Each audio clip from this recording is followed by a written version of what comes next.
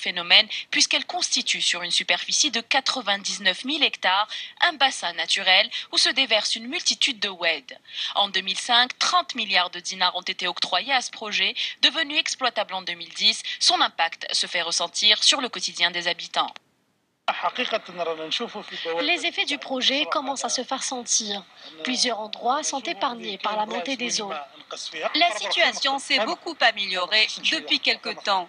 Ces derniers jours, tout est sec. C'est une véritable bénédiction.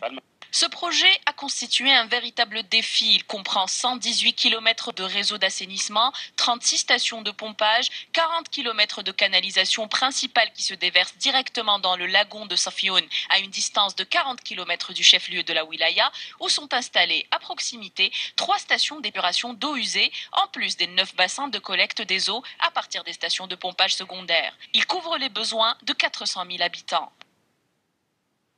Nous avions avant de grands problèmes concernant la ville de Ouargla, puisqu'elle subissait régulièrement des débordements d'eau usée.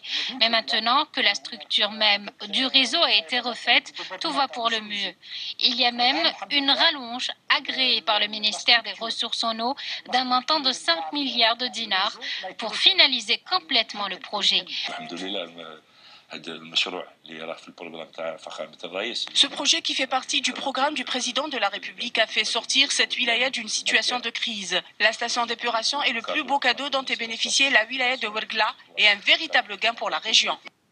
Ouargla a enfin pu sortir la tête de l'eau. Ce projet a littéralement métamorphosé cette wilaya où la remontée des eaux était le lot quotidien des habitants qui ne savaient plus à quel saint se vouer.